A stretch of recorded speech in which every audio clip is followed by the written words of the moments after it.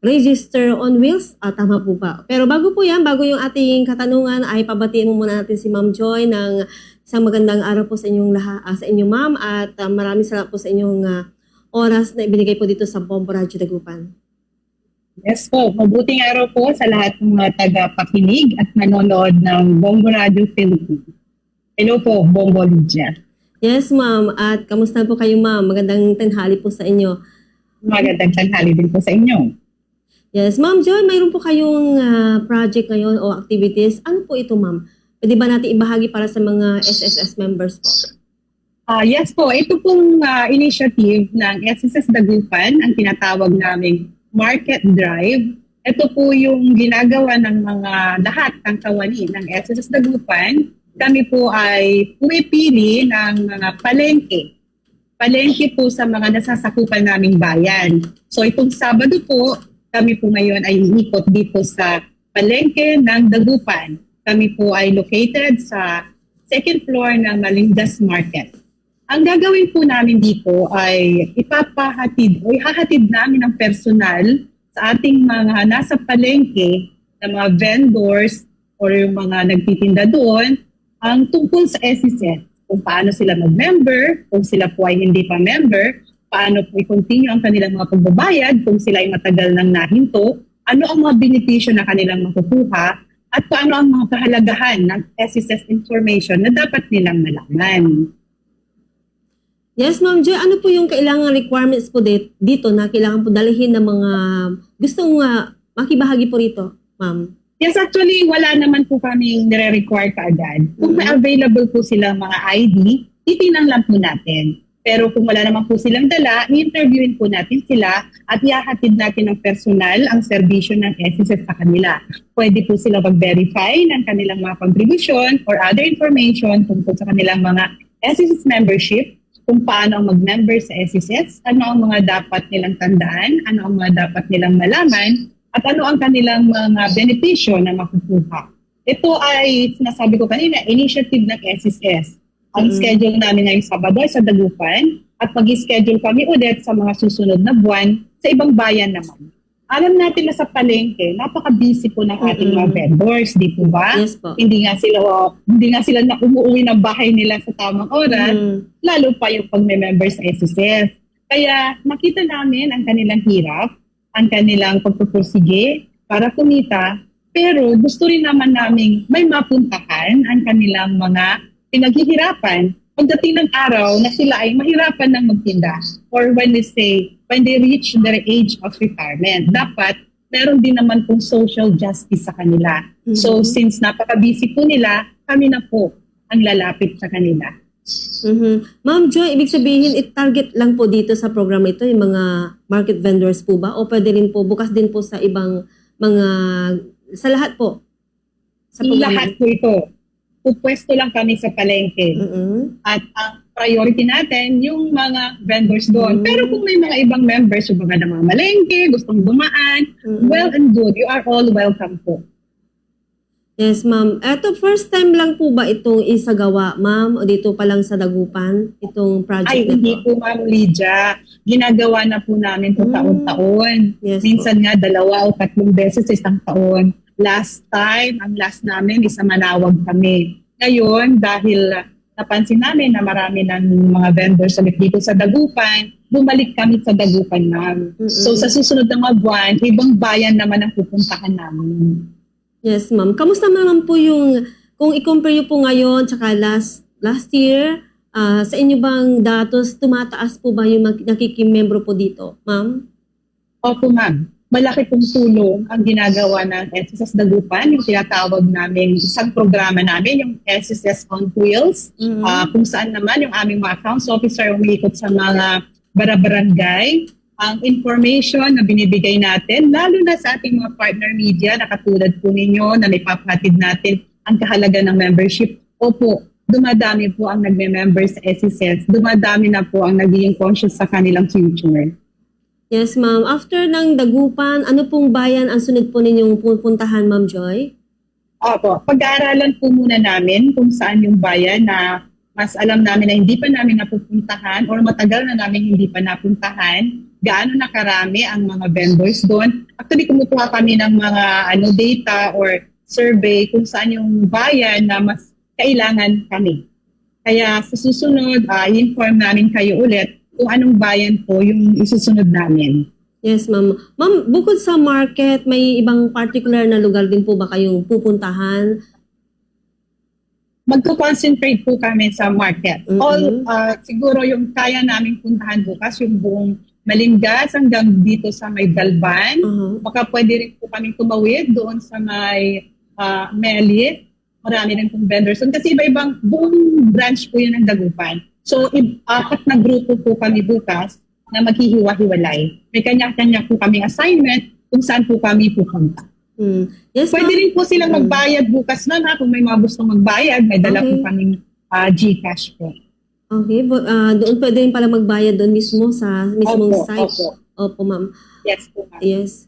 Ma'am Joy, ang tawag dito.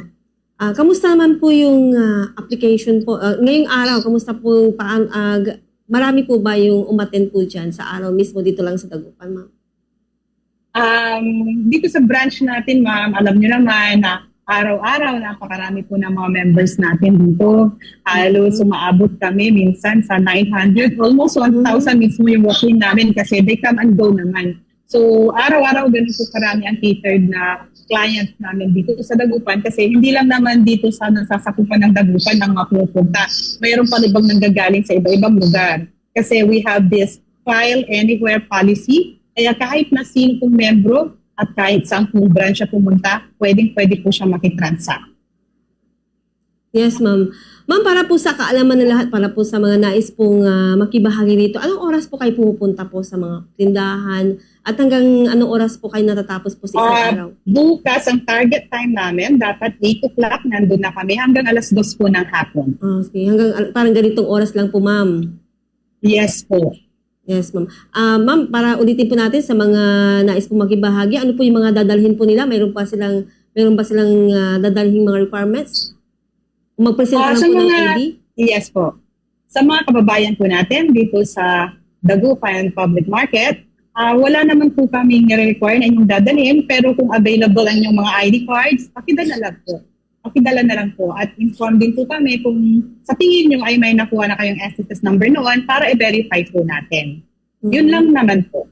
Okay. Alam niyo, ma'am, napakaganda po yung project ngayon po ng SSS kasi nilalapit niyo po yung serbisyo sa mga tao. Kaya napakaganda po yan, ma'am. Baka mayroon pa po kayo mga karagdagang mensahe, ma'am. Go ahead lang po. Oh, yes po. Maraming salamat, Bombori Lydia.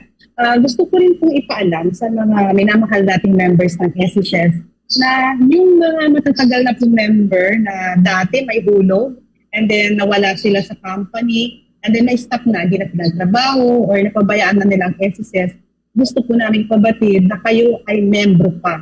At pwede pa po nilang ituloy ang kontribusyon nila sa SSS para ma-qualify po sa mga benepisyo, gaya po ng retirement. Kahit sila ay 60 years old na at may dati tulog, dadagdagan lang, or ngayon ay mga GSIS members na dahil sila po ay naging empleyado na ng gobyerno. So yung hulog nila sa private company, hindi na nila nahulugan. So pwede pa po nilang ituloy. Ngayon, kung sila po ay more than 60 at hindi pa po kompleto yung 120 months, pwede po nilang kompletohin yun.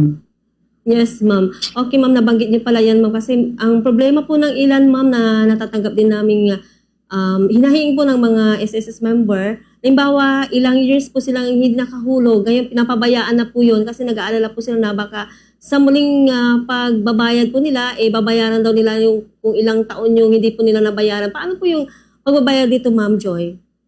Ay, hindi po natin babalikan yung mga time na hindi nila nahulugan. Pero yung hulog nila noon ay andun pa. Pero yung panahon na hindi sila nakapaghulog, hindi na po babalikan yon. So pag magbabayad sila ngayon, ang start nila ay kung kailan sila magbabayad ulit. Halimbawa, ngayon, ngayong buwan lang nila naalala magbayad, pwede nilang bayaran yung April. So ngayon, pag nagbayad sila ng April, May, June, or kung ilan buwan ang babayaran nila, dadagdag po iyon sa dati nilang Ay, okay. Ganun po ba? Yes, ma'am. Okay, naging malinaw na po sa mga nagtatanong po tungkol po dyan, mama. At ma'am, ano pa po yung mga bago pong mga bukod dun sa SSS Mobiles, meron po bang mga bagong masasabi natin, program po ang SSS para sa mga members na maaari pong magbigay po ng benepisyo po sa kanila, karagdagang benefits? Opo, ang bago po namin, itong pagpapalagana po namin, ang tinatawag na Net Promoters or Net Promoter System. Yun po yung pagbabalik loob ng mga dating members po natin dahil nakita po ng buong system ng SSS na napakarami pong mga members na nagpupunta sa amin na may edad na hindi nga po nila alam na pwede palang ituloy. So ito ay pinupromote namin ang pagbabalik loob ng mga dati na po membro ng SSS. Pwede na lang i-activate, kaya po namin isinasama ito sa aming mga programa gaya po nitong aming market drive.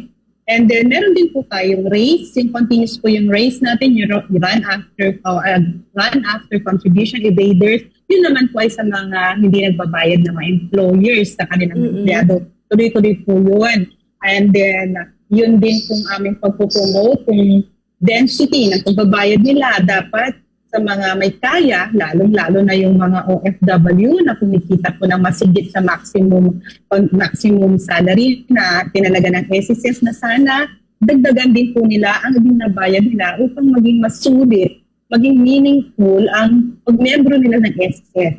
Kasi alam mo, Bongo Lydia, based on our experiences, maraming nagre-reklamo bakit daw ganito lang amount ang kanilang nakukuhang pension. Yes, Kung titignan mo naman, nung kabataan nila, naghulog sila sa pinakamababang contribution lang. So ngayon, pag may pagkakataon sila, mag-invest sila sa SSS para sa kanilang retirement. At hindi naman po bumagsak sa minimum ang kanilang mga nakukuhang benepisyo. Yun po yung gusto naming ipaintindi at ipalaganap ngayon sa ating mga members. Alam nyo naman po, napakarami na rin pong mga kabataan ngayon na earning on their own, lalo na yung mga online platforms. Wala po silang mga employers. So yun po, sayang naman po ang kinikita ng mga membro na yan. Mas maigi pong mag-invest sila sa future nila sa mas malaking halaga or mas mataas na halaga compared sa minimum. Yes, ma'am. Karagdagan pong tanong, Ma'am Joy. Kasi noon may mga reklamo noon na may mga namatay na po member ng SSS pero patuloy po sila nakakatanggap. Kamusta po yung problem na yun na na-encounter po ng SSS, Ma'am Joy? Yes. Meron po tayong annual confirmation of pensioners na tinatawag, na kung saan ang mga pensionado natin ay required to report sa opisina yearly on the month of the birth ng member na namatay or ng pensionado nating retirement. Sa mga pensionado sa death, yung mga surviving spouse po, yearly po silang magre-report sa tanggapan ng SSS or mag-send sa email ng kanilang mga compliance para hindi po magputol ang pension nila. At sa mga pensionado namang retirement na nasa Pilipinas, 80 years old and above, kailangan din pong mag-ACOP or annual confirmation compliance tuwing birth month nila. Ang purpose po nito, Bongo Lydia, ay upang ma-resume yung mga pension na nasuspend, hindi masuspend ang pension nila at kailangan lang isuspinde o ihinto ang pensioner na patay na. Kasi once na hindi nakapag-comply ang pensionado on the month of birth ng membro, mahihinto automatic ang pension. So dyan po natin nahuhuli yung mga pensionado na dapat ay hindi na tumatanggap. At dyan din po natin mariresume yung mga pensionado na nahinto ng pension na hindi pala nila alam na nahinto na, buhay pa sila. Yes, ma'am. Hindi ba mahirap, Ma'am Joy, na matrace yung mga pensioner na yan? Baka mamaya may mga tuloy-tuloy pa rin sila tumatanggap pero habang hindi na po sila, wala pala sila dito sa mundo, Ma'am Joy.